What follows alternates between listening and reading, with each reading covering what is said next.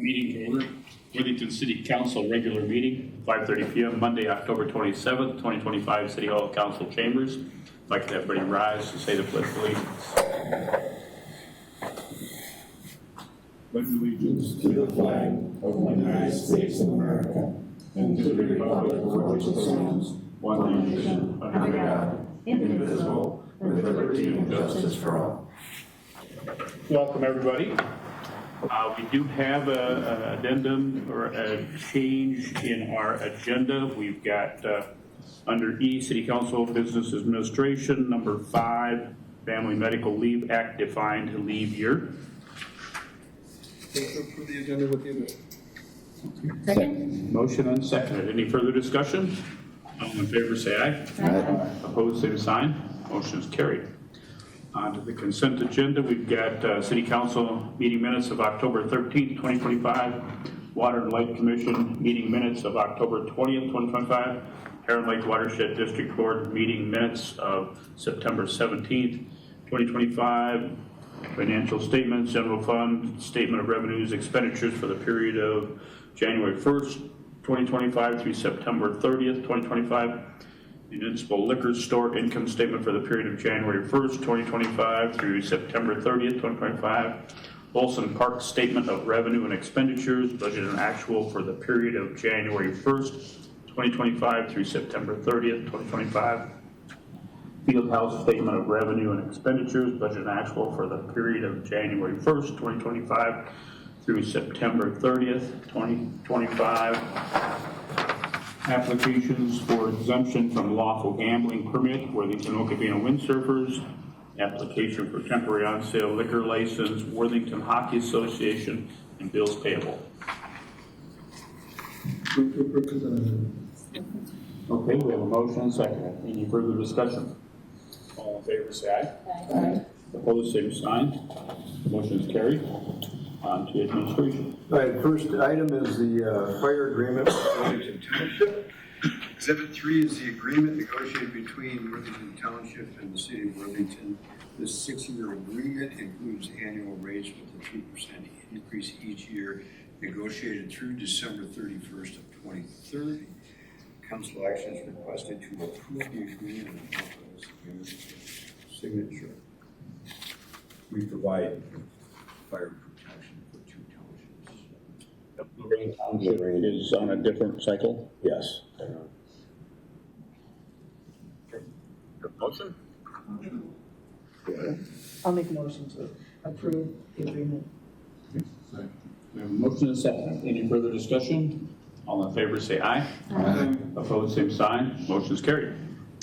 All right, next item is the second reading of the proposed ordinance to amend Title 15 of the City Code to prohibit off-premise signs in the city. Pursuant to the notice, this is date and time for the second reading of the proposed ordinance amendment. A complete copy of the ordinance was provided in the October 13, 2025 agenda. Council action is requested to give a second reading to the proposed ordinance. Staff, got anything? Any comments from staff?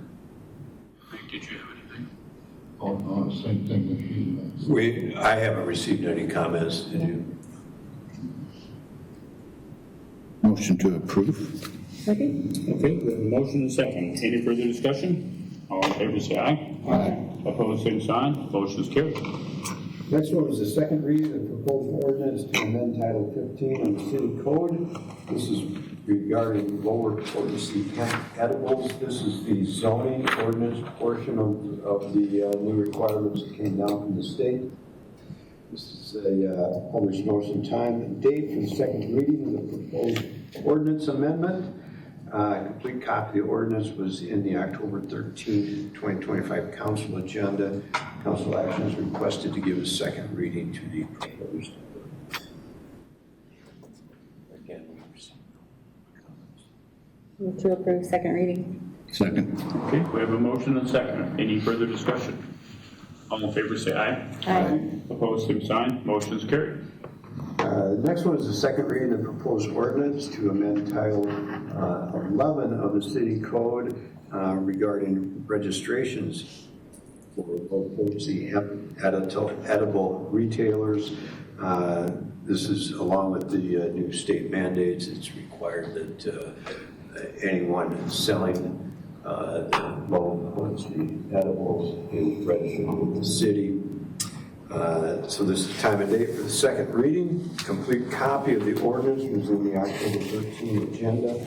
Council action is requested to give a second reading to the proposed ordinance. Motion to approve. Okay, motion and second. Any further discussion? All in favor, say aye. Aye. Opposed, same sign. Motion carried.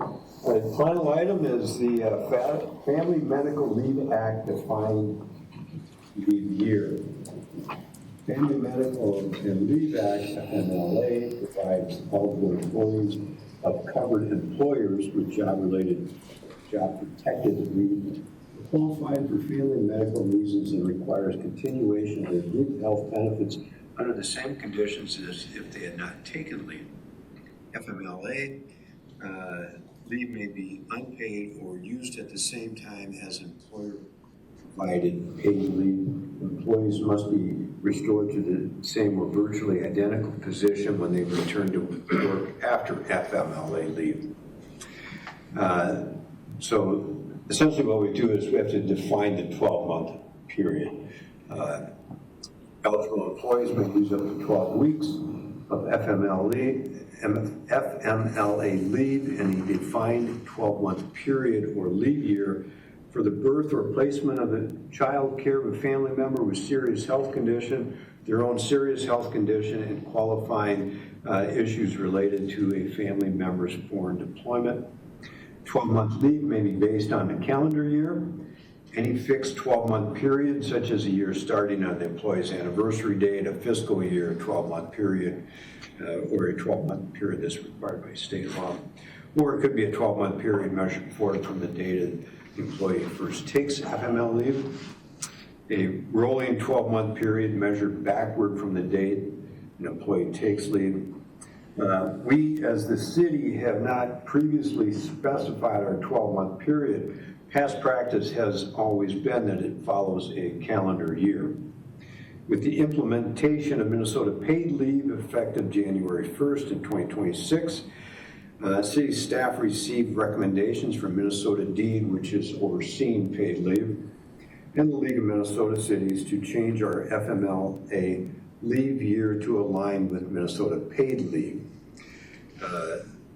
which is a rolling 52-week period calculated on the first day of leave. All leaves would run concurrently, and stacking would not be allowed for the same qualifying event. So that is really the main purpose of defining that leave period so that the leave time cannot be stacked one after the other. It's all the 12-week period as it would run concurrently, so it's one 12-week period for each. If they can't use one and then stack onto the other. Staff recommends setting the leave year for all eligible leave types as a 52-week period calculated from the first day of leave and require all leaves of the same qualifying event to run concurrently. This is something that has to be, we have to notify the state by November 1st what our decision is and our defined leave dates are. This kind of came up Friday afternoon, and that was the reason that it came out today as an addendum, because we have to act on it by the end of the week. Mike? I'm just curious, why not do it the way we've always done it with others? Use a 12 calendar year. Well, because Minnesota paid leave is not on a calendar year. That leave begins on the first day someone takes leave. We had the understanding through most of the year that paid leave would, the 12-week eligible period would run on a calendar year. Further guidance from the state came out probably 2 months ago that each individual employee, their 12-week period is a rolling 12-week period that begins on the first day they would take leave. We want family medical leave to be on that same rolling calendar so that the two cannot be stacked one after the other. They were going to be parallel.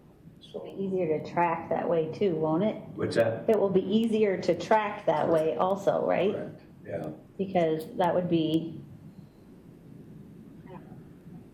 Well, I mean, they could, in theory, an individual could be eligible for up to 20 weeks in a year.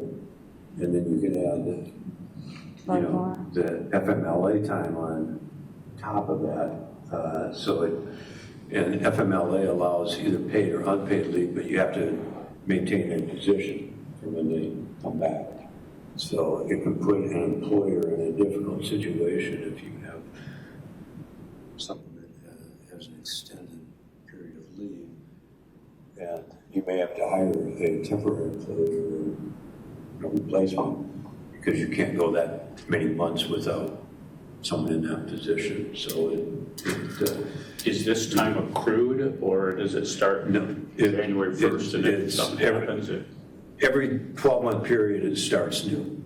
So you don't, don't you have to work for an employer for a year before you qualify for FMLA? I believe that is one of the requirements, yeah.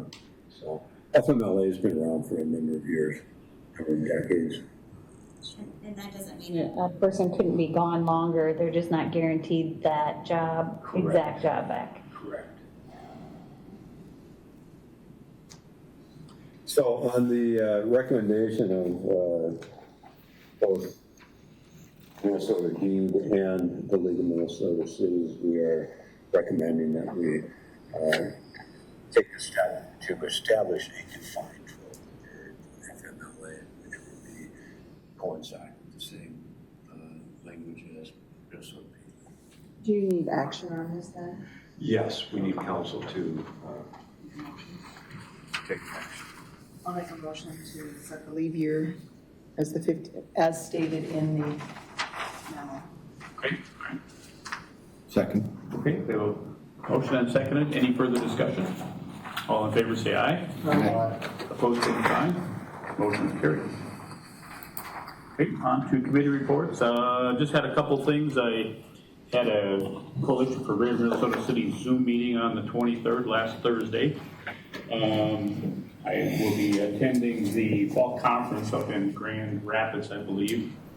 We have another board meeting on Tuesday at, I think, noon for a couple hours, and then we'll have another board meeting at 10:30 on Wednesday morning before the conference starts anyways, so it's a Thursday, Friday thing. County administrator invited me to say welcome at the last minute. He called me on Wednesday anyways. Thursday morning, they had hosted 9 counties as far as administrators and commissioners. So I got to plug in for our city anyways, and great things we got going on. So had a cameo appearance on Thursday anyways. So also we have another registered for the Nobles County Hazard Mitigation meeting that's at 1 o'clock on Tuesday. It's a Zoom meeting anyways for about an hour and a half. So they're moving forward they're updating their countywide hazard plan anyways. That was part of the initial one back in, let's say 2019 or 17 or something like that. It'd be updated every 5+ years or something like that. But, that's all I have. Me? No report. No report. Amy? No report. Okay. Mike? Chris? No report. Steve? All right, update, the Ice Arena Selection Committee is scheduled to meet Thursday morning to discuss the submittals, qualification submittals, and I believe we have 9. It's impressive. Quite pleased and quite surprised at the interest of the selection committee is going to move for. So then are they interviewing X number? Or? We'll see what the committee, what their thoughts are. Okay. There was a nice arena built in Minnesota, Iowa, South Dakota. One of these companies did it. So, I mean, it was a great. very impressive. And on our 2 apartment project, keepers, they're putting in foundation work going on in both buildings, and on the DeRocher project, they've got putting in foundation work going on all 3 of their buildings. Seeing some nice progress. Yeah, moving some land for the fertilizer supply. Yeah, and they're moving dirt for the fertilizer.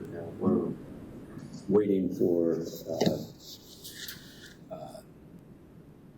updates on the airport hangar for that one.